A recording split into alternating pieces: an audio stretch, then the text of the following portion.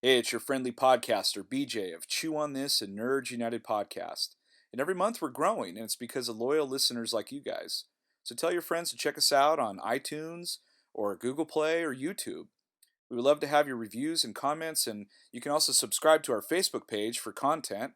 Plus, you can check out our Twitter and our Instagram at Chew on This Pod. And you can even send us an email if you want to at chewonthispodcast@gmail.com. So we'd love to hear from you and enjoy this week's episode of Chew on This.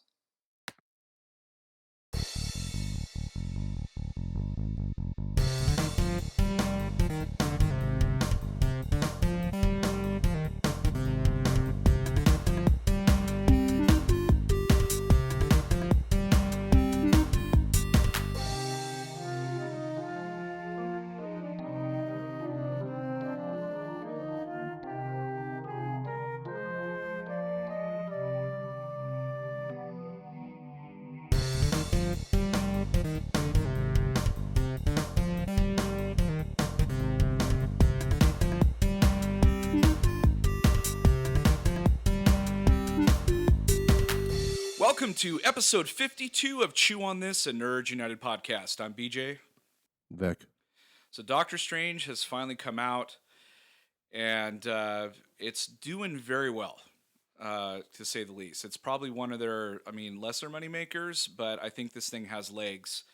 Um, right now, it's sitting at 90% Rotten Tomatoes, and I think box office wise, I think they're saying roughly 85 million domestic, but it's already done like 240 international, so it's sitting at 325 at the moment. We'll find out tomorrow the I think a actual lot of numbers. I think a lot of that 85 million has to do with when it was released, and this is a lot of people don't even know who the hell Doctor Strange is. Right. It's all about the seeing that Marvel brand on there. I think that's what kind of makes majority of the people go. But I think you're right. I think this timing, maybe if it was closer to Thanksgiving, maybe it might have done better. But I still think 85 is pretty healthy for a character that nobody knows anything about. So yeah, I don't know. But 90%. What do you think about that? Do you think it should have been higher? Think it should have been lower? I thought um, I thought it was pretty high. Um, I think what saves the movie for me, I'm not gonna say it's bad. It's not. I don't think it's like 90%. Like I think Civil War or Winter Soldier, I think, are in the high 80s, Mm-hmm. and just for having this in the 90s. I don't think I like this movie better than those two movies. I think Civil War is actually in low 90s, but I'm pretty sure Winter Soldier is in the high 80s. Mm-hmm. So, I mean, it's just a few percent, but I don't think I like this movie better than the Winter Soldier. I think what saves it a lot is Benedict Cumberbatch. There's a lot of great actors and actresses in this movie, Yeah, I think you're and right. I think you're totally right there. It didn't. I mean, I know we're sounding a little somber right now. That I liked the movie a lot. I really yeah, I did. did too. I did too. I wasn't in love with it, but I really liked it, and I think it sets up a part of the universe that we haven't seen yet. And I mean, it's very gimmicky, but Benedict Cumberbatch. I mean, if they had anyone else in that role, that movie would not be half as good. I mean, he's so good in it, just really charming, and we'll go into more about that later. But so your reaction was you liked it, mine as I well. liked it. I didn't think it was. I didn't think it was great. I didn't think it was. I think it was really good, really solid. Um, my. I mean, let's get the elephant out of the big giant elephant in the room out of the way first. Like the thing I wanted to pay attention the most in this movie was because one of our diversity episodes we talked about the whitewashing in this movie, Hmm. and that has to do with the ancient one and Tilda Sweden in the movie. And let me just say, she's really good in this movie. That being said, I don't think that I don't think I don't see why an Asian woman couldn't have been in this movie or an Asian man couldn't have been in this movie.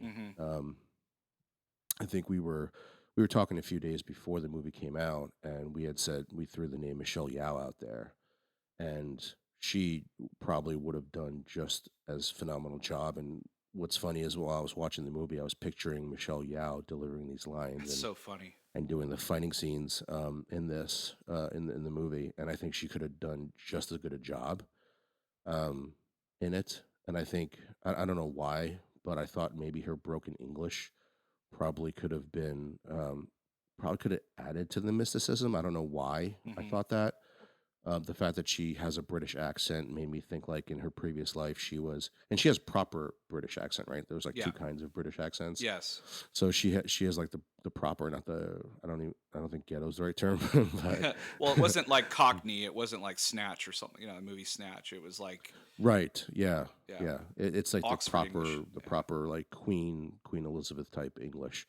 Um, but for her, it didn't make it seem wiser for me, or it didn't make it seem like she came from. I mean, at least her character anyway didn't come from like Hmm. a broken past or anything like that. I don't know why I thought that just because of her British accent, but so I think she did a great job. I still don't agree with anything that they said about why they wanted to do Hmm. this way. Basically, they did it for money and tried not to piss people off while pissing people off. And I think the article that just came out, last week, came out with the director like trying to own up to his whitewashing of the ancient one, but inadvertently sounded really racist Yeah. at the same time. Hmm. I think he, like, I'm paraphrasing, but he said something to the effect of, "I couldn't picture." They wanted to make the ancient one a woman, but they couldn't picture. He couldn't picture writing or filming a powerful, wise Asian woman in the role of an ancient one without portraying her as a dragon lady. And I was like, okay, that sounds really messed up considering the fact that like um Wow. um considering the fact that you just admitted that you see all powerful smart Asian women as the stereotypical thing. And I thought immediately to the fact of like, what if a white director came out and said I could not picture the Black Panther as a proper African strong powerful male other than making him thuggish. Right. And I was like, that would have been all over the news if some director said that about some black male character. Hmm. So, I mean, that's my thinking on the whole thing. I think it's bullshit still. I think oh, by the way, spoilers. If you were gonna kill the ancient one anyway, like in the movie, then what the hell was the point anyway of like thinking like you couldn't get an Asian woman in this movie? I Just really, horseshit. yeah, I really don't know what they were thinking here because that sounded like a complete cop out, stupid, asinine thing to say about the Dragon Lady thing. I kind of, I like that they changed it up and made the Ancient One a woman. I thought, okay, that's a cool idea. But to have her, she stuck out like a sore thumb to me. Yeah. I think Tilda Swinton is amazing. I've seen her in many many movies. She's fantastic. Again, this is not against Tilda whatsoever. Just like I'm not against Scarlett Johansson for being, they paid her a lot of money. Don't blame her for taking the job, whatever. But the fact is, the Ancient One stuck out like a sore thumb to me. Like I just the whole time I'm watching it, it a lot of times it took me out of the movie. I thought she did a great job for what she was given, but I think they could have put someone very powerful like a Kelly Hu, like a Constance Wu, like a Michelle Yeoh, like I mean, you could just go down the list. There's a plenty of, or just get a complete unknown. You have Benedict Cumberbatch is amazing. Anything you put him in, he's going to be great.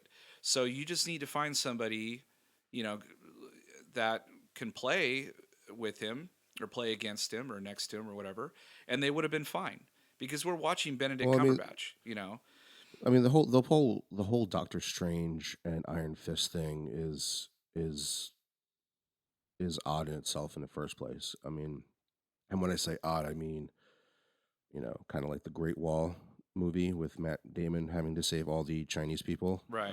type thing where it's this white guy that goes over to Asia and learns all these cool things about Asian culture, and the only way that American people will ever accept it is if that white person brings it back to the United States. That's basically what it is, Right. right? So Right. it's already that kind of stuff in the premise of the movie. Um, I mean, we saw it in like if you've ever seen David Carradine in Kung Fu, it's the same thing. Right. I mean, that whole TV show was Bruce Lee's idea. Yep. Um, so they casted a white guy in it because they thought, that was the only way for people to accept, Asian arts or martial arts.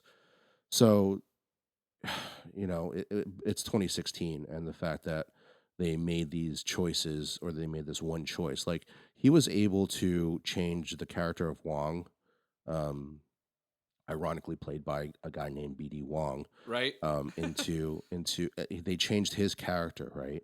Mm-hmm. They changed him from like some racist stereotypical like Fu Manchu type person in the comic books and made him into a librarian. So they were able to do that, but for some reason, the ancient one they couldn't picture a powerful woman or man Asian person being that in that role, or they didn't want to piss off like other people because it takes place in Tibet.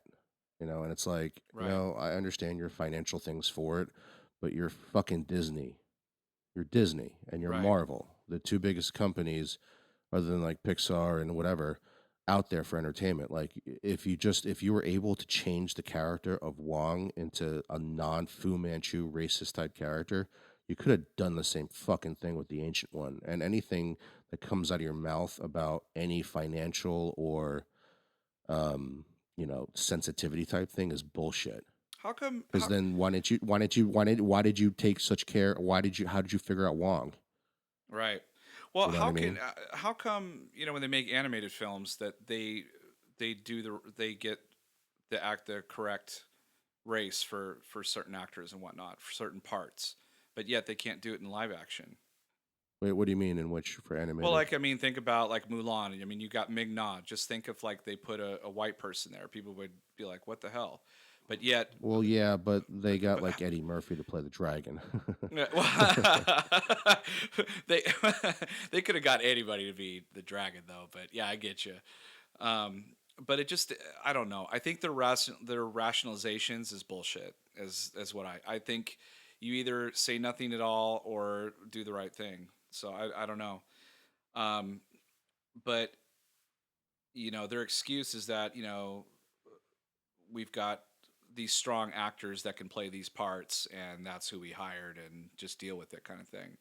But that's not the way to go. I don't know. They did it with the Mandarin, in Iron Man 3. Yeah, that was complete horse shit. um, they've done it with That was even worse, and here's why it was even worse mhm. because you gave it to Ben Kingsley, who's Indian, I believe, and then but the actual Mandarin in the movie was ended up being a white guy.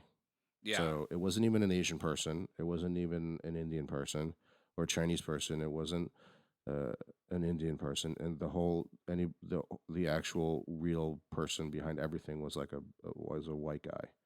It reminds me of that line in Chasing Amy Hmm. when that black dude is talking about Darth Vader, the blackest dude Yeah. in the entire galaxy, and he just ends up being an old white guy. Yeah, yeah, exactly. Um, Well, so Dark Knight did it too with the Ra's al Ghul.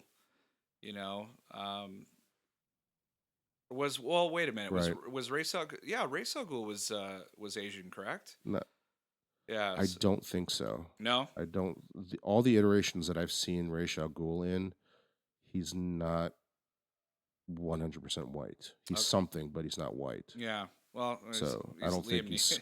I don't think he's Liam Neeson Yeah. white, but Yeah. he's something different. He's definitely not. He's not Irish. He's no, he's not Irish. He's not that white. Yeah. Well, But they anyway, yeah. I mean, we just had to address that because we talked about it in diversity, and I still think it's bullshit. I Tilda Sweden did a great job, but at the same time, it still doesn't justify what they did. There was no reason for her to be in the movie. My Right. point is that. Yeah, I completely agree with you. It did not But other justify. than that, so on a lighter note, did you pick up on the music of Doctor Strange at Um all? not a So I lot. I have this I have this ear for music, right? And if something sounds similar to something else, it's from writing like my own music. Hmm. If something sounds similar to something else, I'll pick it up right away. Like if I sing a note the same, like I can't go that way. If I play a note like a riff somewhere, I'm like, I can't do that. So while I'm watching Doctor Strange, I'm listening to the music. I'm like, this is interesting music, and then it plays the main key tone Hmm. of Doctor Strange. It's from Star Trek. Really? And as soon as I got out of the theater, I paid attention to the end credits because there's two end credit scenes. I remember, so I wanted to see who the composer was. The composer is the same composer from Star Trek, The reboot? the reboot. Okay. Anytime you see the Enterprise, when you see the Enterprise, that's the same theme. Oh, funny. I have to. So like I don't know if it was like an homage to the fact that Cumberbatch was in Star Trek, but it's a shitty homage because now I can't think of anything other than Star Trek when that theme comes up, and it really takes me out of the movie. Oh, that's too funny. I didn't pick up on that. I've seen the movie twice now, and I didn't pick up on that. But now I'll have to, when it comes out on Blu-ray, I'll have to check that out. But Well, you can go on YouTube right now and listen to both themes, oh, how and funny! I'll have to send you the links, and then fast forward to the parts that actually are similar, and you'll hear it. Yeah. Oh, how funny. Well, at any rate, I thought. What did you think? Okay, so I just want to get to the casting real quick. We've already talked about the ancient one till here to iota, but Benedict Cumberbatch, dude. I mean, when they announced that he was going to be Doctor Strange, I totally bought it. I was like, absolutely, that's going to be awesome. And then when they showed that first image of him in the, with the cape and in the suit, and then the medallion around his neck and all that stuff, I was sold. I mean, he looked just like Doctor Strange. Hmm. Um, what else? I mean, I'm trying to think of who else was in that cast. Um, Well, we talked about BD Wong. Not BD Wong. Sorry, that's not his name. BD Wong is the guy from Jurassic Park. The right. guy's name in the movie is Wong, but the actor's last name is Wong in it too. I forget his first name though. I think his first name is But Rich, Benedict, isn't it? Is uh, that the same name as? Oh, maybe not. I don't. I don't. no, I don't remember. I forget what his. I forget what his. oh yeah, it is Benedict. Yeah. That's weird. Yeah. I think everybody in this. I think everybody in this the cast is really well. Even Tilda Sweden does a great job. Um, Swinton. Tilda. Why do I keep saying Sweden? I don't know. It's Tilda Swinton. Um, she does. Everybody in this. I think everybody in this movie is great. Everybody. Even the main bad guy in this, even though he doesn't get a great storyline. I think my only problem with this is when he finally goes up against what the hell's his name? The main bad guy that's all CG'd at the end. Oh, Darmamu. Um, Darmamu. is Are that you? how you say it? Are you talking about Darmamu? I think that's how you say it. I want to go back to Mads Mikkelsen real quick.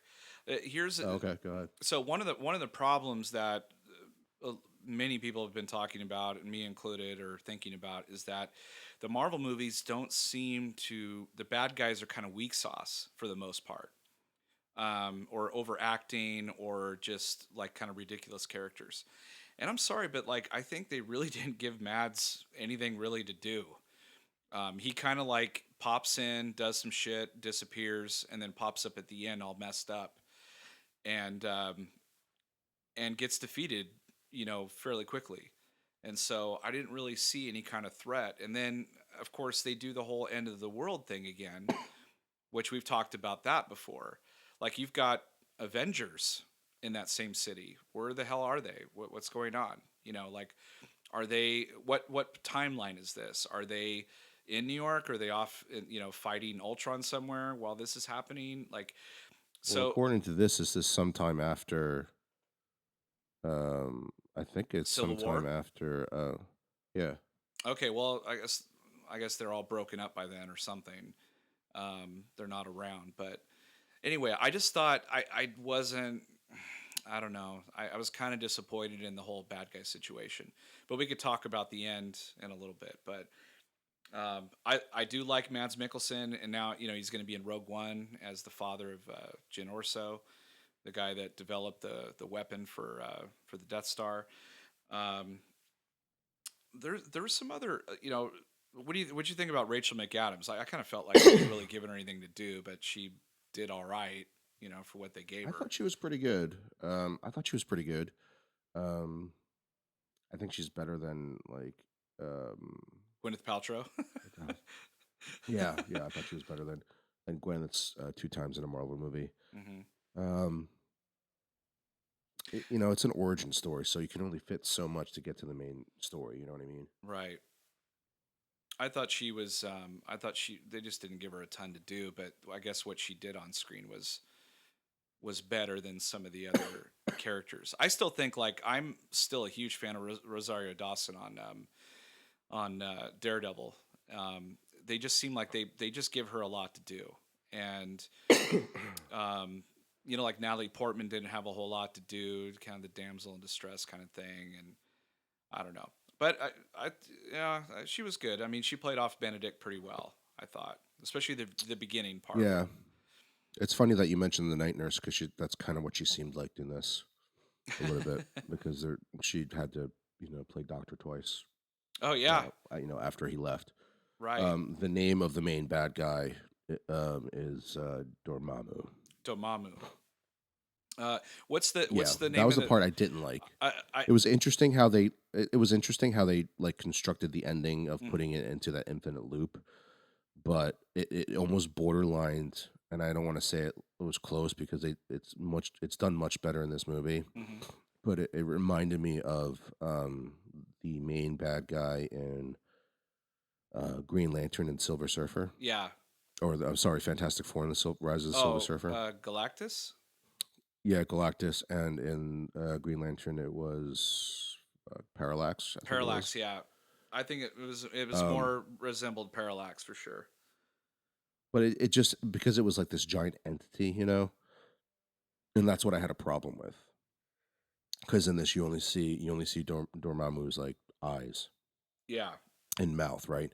You don't see his full body, and in the comic books, he's like this like giant fire being, basically. hmm And I don't know, maybe like money constraints didn't do it, but he was just like a floating head, and it just bothered the shit out of me. Um, I thought it was like I said, I thought it was interesting. The time loop of how to beat him Yeah. was pretty interesting, but it, as interesting as the time loop was, it was really a lame way to beat somebody that was supposed to be so powerful and so formidable Right. of a guy who just learned how to fucking open a portal. So it seemed really far fetched that he what I mean, granted it's like that like, Ray thing where, all of a sudden she learns how to use the force 5 seconds into it and then she can beat Kylo Ren type of a thing. Like this hmm guy, in the movie he's been training for like a few years, I think. It kind of like Yeah, I'm time not loops sure. or like They fast forwards. you never really know the timeline. I don't really ever know the timeline. I mean, I can guess that it took years, but it didn't. Like when he showed up and his ex girlfriend sees him, she's not like freaking like, oh my god, you've been gone for like 10 years. Like, where you been? Well, you know what? It's funny that we forgot this. So it definitely has to be years after Civil War, and here's why. It's because in the opening sequence or the opening parts of the movie before his accident, he's asked about doing surgery on Rhodey. Oh, that's Um, right. so it has to be a good amount of time after Civil War. So the fact that they ask him, Billy, I think his name was on the phone, hmm asked Strange to do surgery on somebody with with a power suit or whatever however they say it, broken spine hmm in an exosuit or whatever. That's Rhodey. So it has to be sometime, well, like years or so after Civil War. Yeah, that's a good point because Civil War, unlike in this timeline where we're thinking about right now, is that at the beginning of the movie, Civil War happened what, like 6 months ago, right? That's when the movie came out. If we're gonna be sticking to, you know, so that came out 6 months ago. So 6 months have gone by and then he has that accident, and then he spends God knows how long, maybe another 2 or 3 years, and then you know the end credit scene shows him with Thor, which that doesn't happen for Mid another ed year credit, from yeah. now. Yeah, the mid credit scene. So yeah, I mean a good 2.5 years, maybe at the very least, is probably have gone by. But yeah, I So don't. I guess that means that Doctor Strange is going to be in Ragnarok. That's what it looks like, probably in just the beginning part, because you know how they did that thing at the end of Ant Man, where it showed them they had Bucky, and that was in the middle of the movie of Civil Right, War. So right, they're doing the right. same thing here. That scene that we saw as a mid-credit scene, we will see at some point in Ragnarok. The whole scene. That was just a snippet of it. That's a good pull. So I think that's what's going to happen. It looks like I'm Thor just wondering. figures out Odin is Yeah, not Odin. yeah, but it's interesting that Thor would um go to Doctor Strange. But you know what? Doctor Strange's name is mentioned in The Winter Soldier. Remember they're on the rooftop That's and very they've been keeping an eye on Strange. that's So does very that mean the Doctor Strange thing has been the fight itself or what's been going on with Strange has been going on since the Winter Soldier and then when well. Who no, else that in a can't be true. who else in a suit got hurt? Well, Did no, that's what I mean. Like they can't did no, anybody because else that get that hurt years timeline ago? doesn't Yeah. no that timeline doesn't match up then because I forget the guy that dies, but the dude with the glasses, Mm-hmm. he mentions Doctor Strange's name on the roof that they've been keeping an eye on him, right? So Ah, the time frame between the Winter Soldier and Civil War is a couple years, right? yeah, Or a year or so. So then then Civil War happens, and then that's when Rhodey gets hurt, and then he gets the phone call on the road about it to fix his spine, and he declines. So it's interesting. Why would they keep an eye on Doctor Strange when he didn't? He was just a surgeon at that point in time. yeah. I don't know. Maybe the timeline is all well. Maybe that was just like an Easter, like maybe that was just like an Easter egg name drop, and I, maybe we're looking too much into it. I'm thinking But so. when you create, no, that's no. You know Yeah. what? We can't nerd out over something like this and like be nerds about it because you can't create a cinematic universe where all the universes are connected and just name drop somebody and then fuck up the timeline. Right. No, they're pretty. So They don't make a lot of mistakes like that.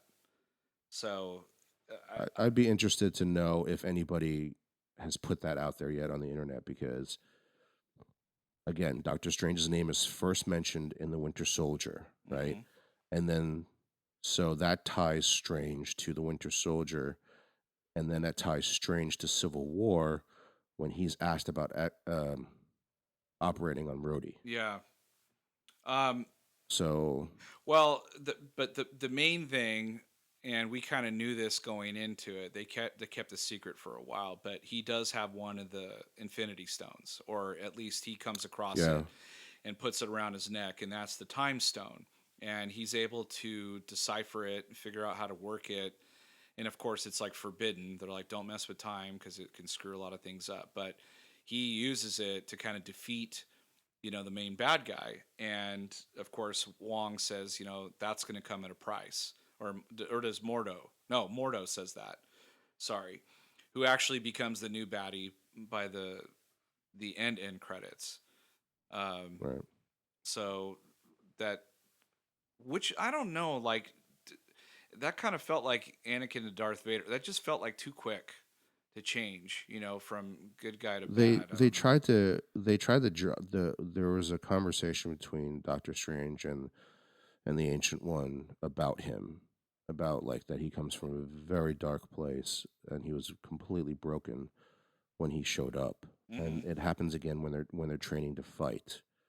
that he tells Strange that he needs to fight for his life, like as his life depended on it. It's mentioned again there. So Oh, right. they try to do it. They try to do it subtly throughout the entire thing, and then then it happens again right before the Ancient One dies, because she says it again that he's not going to understand that she was using um, Dark magic. the dark magic to keep her alive, keep herself alive long enough to be able to protect the Earth, Hmm. and he's not going to understand that because he's very black and white. It's almost like, I mean, it's done way better than Sinestro in Green Lantern. Oh, for sure. I mean, he just fucking puts the ring on at the end.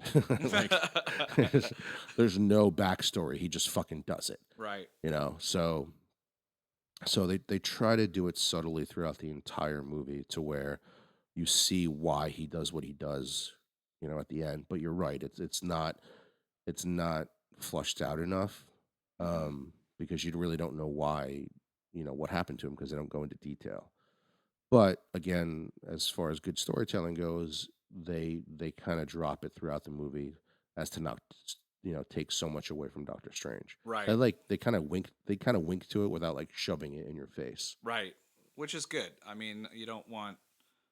I mean, they're setting up a universe. They're setting up stuff. I understand it, and they did a way better job than some of the other movies we've talked about, where they try to set up a universe and they forget about the movie they're making. Versus like trying to jump ahead. So it did a pretty good job of reeling in a bunch of shit and just doing. I mean, it could be.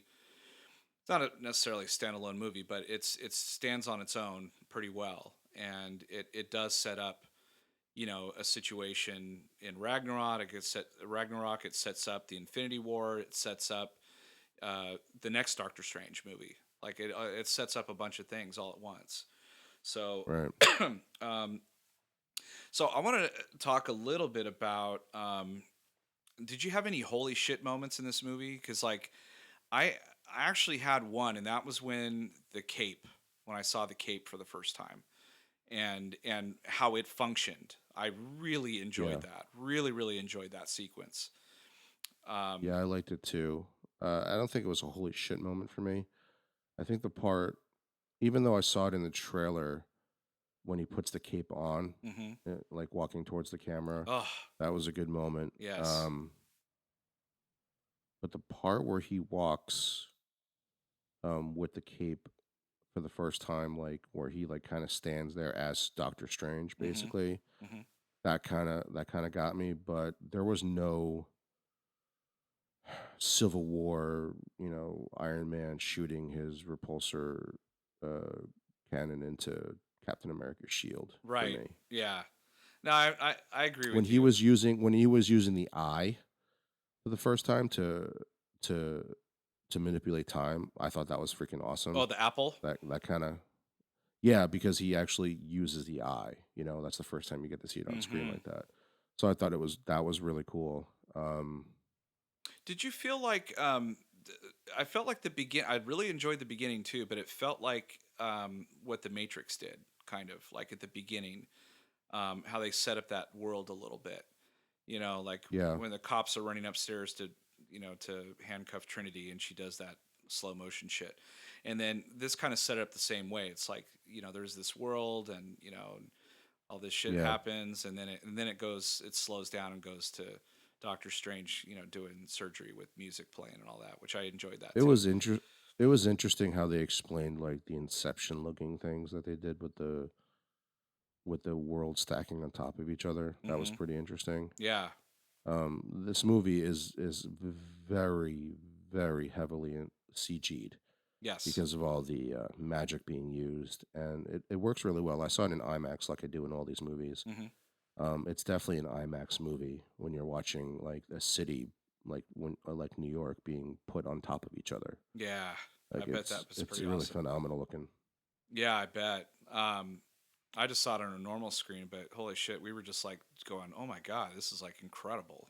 And I actually went and saw the movie twice, and like the first time, I'm just like in awe what's going on, and the second time, I was able to pay a little more attention to certain things, and it's really difficult to find any kind of flaws in the computer graphics that they did, and every time they flipped the world and people were falling and shit was going everywhere. I was like, ah, man, damn, this is like super cool, but super complicated. Like, how did they do I think this? the only I think the only time I had a problem with the special effects was when is again towards the end when he was fighting Dormammu Yeah, in Dormammu's world. Like it just you were like, yeah, everything's on a green screen right there. they took that directly out of the comic book. It looks just like that. It's all colorful and shit. I Right. because I did a little bit. I haven't read a lot of Doctor Strange growing up, but I read a little bit before I went and saw the movie, and they took I mean, directly out of the panels and put it on screen. So that's pretty close to what it is. But I don't, like we've said before, sometimes things don't translate all that well. But I mean, I give them props. They just went balls out. They said, "Fuck it, let's make it look like the comic book." We gotta, let's just do it. And so I thought it was kind of funny, when he did the time loop and kept him at bay. Like he's like, "We're gonna sit here forever until you bargain with me." I kept thinking, um, wouldn't he just like lie to him and say like, okay, yeah, I'll bargain with you, and then like he lets go of the time loop and then he just kills him, but he doesn't do that. So I'm wondering, like, they didn't explain if Damaru, whatever the fuck his name is, if he's like Dormammu. Yeah, if he's a being that once he says his word or he promises something that he has to stick to it, because any other bad guy would say like, okay, sure, yeah, I'll leave your planet alone. I won't ever come back or whatever. Just let me out of the time loop. And as soon as Doctor Strange would let him out of the time loop, he would just crush him, just kill him right there, you know? But that doesn't happen. So I just thought it was kind of weird that he gave up so easily like that.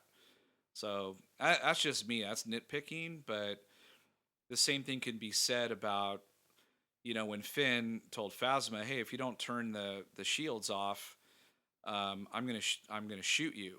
Well, she could have said, "Well, fuck you then. I'm not gonna turn them off." And then what? They'd be stuck, you know. And so, but she just bends over and turns the shields off. And so I don't know. To me, that was kind of weird that he just kind of gave up real easy. But I Well, did yeah, I mean that's the problem with most of these movies is always the bad guy. Like there's no great showdown. You know, right. There really isn't. it I takes mean, it's gonna take like 6 years for us to actually see Thanos for the first time, and you better not lose like a pussy. no, I hope not. I, I want to see some casualties because they keep hinting at it, but they don't do anything about it. Then they kill off, Quicksilver, big deal. They're not.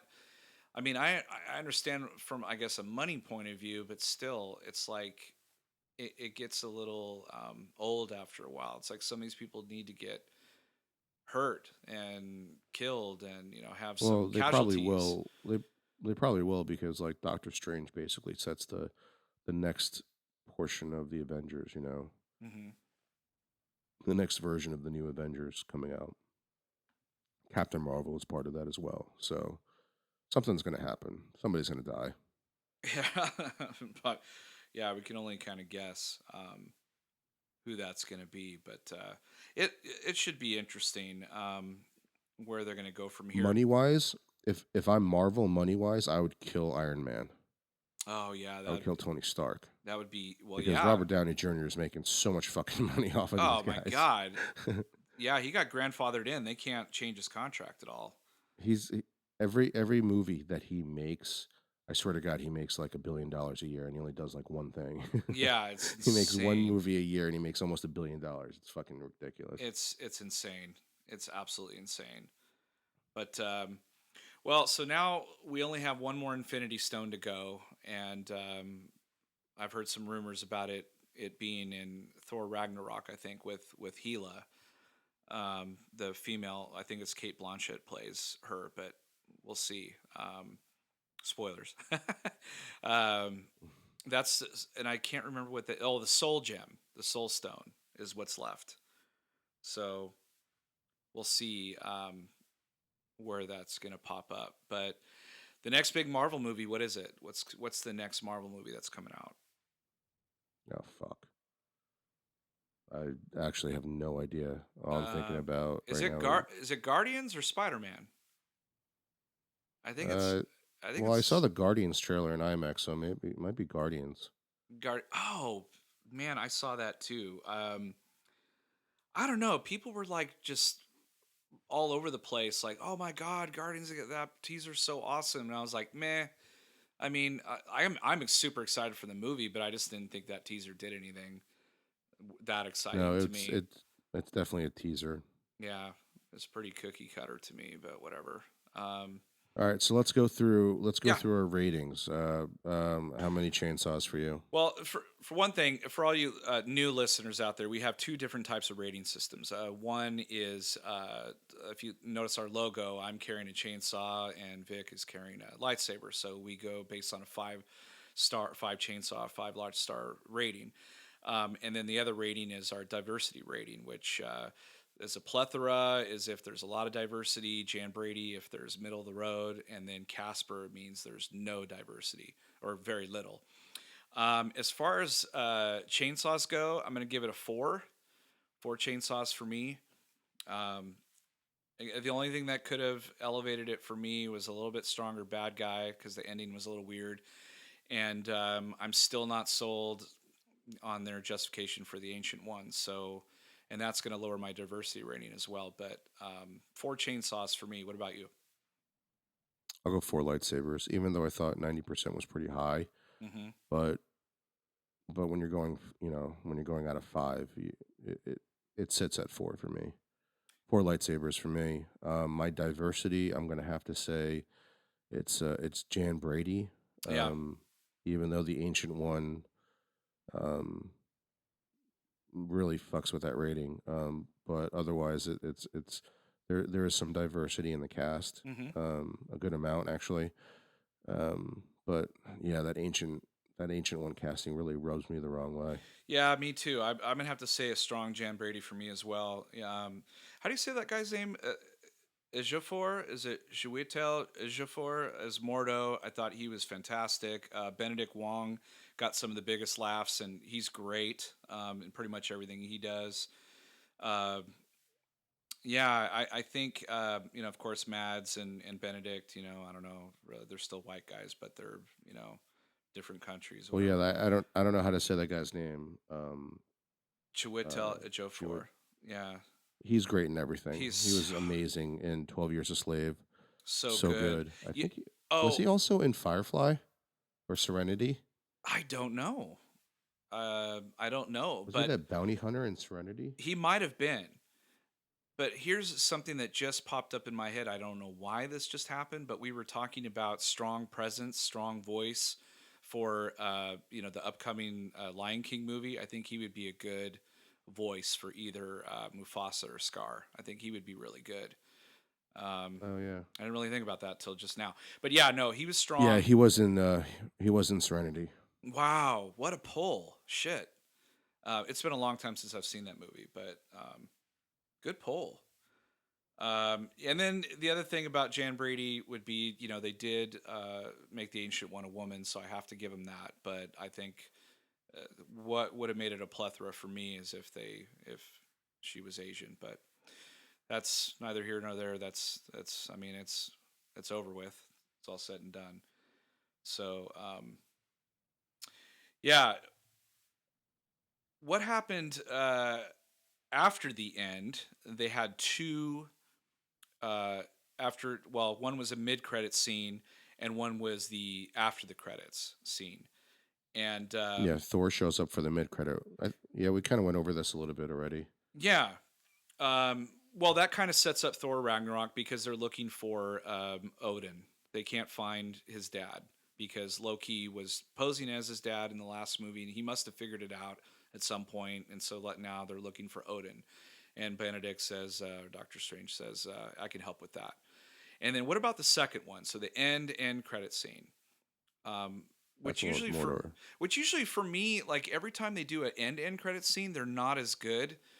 They're just kind of like almost felt like a little throwaway thing. But I thought this one was a little better than usual because it sets things up for the I future. think What's if you don't know anything about Doctor Strange, um, mm-hmm. it's good for you because now all of a sudden his mentor ends up being his main bad guy, right? Mm-hmm. But if you knew anything about Doctor Strange, you knew that he was going to turn bad at some point in time. Right. That's just kind of the same thing when you're watching Green Lantern. You knew Sinestro was going to turn bad. Yes. You just didn't know it was going to be that shitty of a reason why. Like he just likes, like for some reason, I almost think he put on the ring because he thought he liked the color. My suit looks great in yellow. Yeah, Yeah, yeah, I don't know. That was kind of bad, but yeah, but that yeah, like I just thought like yeah, if you didn't know anything about Doctor Strange, then great. It was a great end credit scene for you. But if you know Doctor Strange's or are familiar with Doctor Strange's bad guys and his story, hmm it wasn't necessary. yeah, I mean, I yeah, guess you kind of gone. I guess you could have gone both ways. It kind of would have been more shocking if you just saved it for the Doctor Strange sequel. right. I do agree with you there. I think sometimes I think Marvel spoon feeds everything, and the audience is a little smarter than that. But whatever. Um, some people were like, "Oh shit, he's gonna be the bad guy," and I was kind of sitting there going like, "Yeah, I knew that was gonna happen. Yeah, It was all right." people ended up I cheering kind of thought it more was. for the Thor Yeah, than because like when we people were just like gasping when they saw Thor there, yeah. and then when the end credit scene happened, everybody was like, okay, Yeah, did you think so like what? they could have just switched that up? They could have put the other like switched it around. Because I think that the Thor Yeah, one was strong. I think at the end that would have just people would have been cheering like crazy. Because that's what happened yeah, I actually think in that my probably would theater. have been better. Yeah, Well, I think they probably did it the other way because Ragnarok comes out first, and then the second Doctor Strange comes out later. So maybe they did it in the timeline type way, like in that sense. yeah, that makes sense. That's very possible. But yeah, well, that's Doctor Strange. I look. That's our last Marvel review of the year. Yeah, absolutely. That is strange. I didn't really think about that. But we have some more goodies coming up. I mean, we're not done yet with this year. There's some really fantastic movies coming out that we're going to review for you all, and we're very excited about it. So this is, I mean, week to week, they just keep pumping them out, and we'll keep pumping out our podcasts and review some great movies for y'all. But yeah, that was Doctor Strange, and that's episode 52 of Chew on This, a Nerds United podcast. I'm BJ. Vic, Until next time, folks, chew on that. later.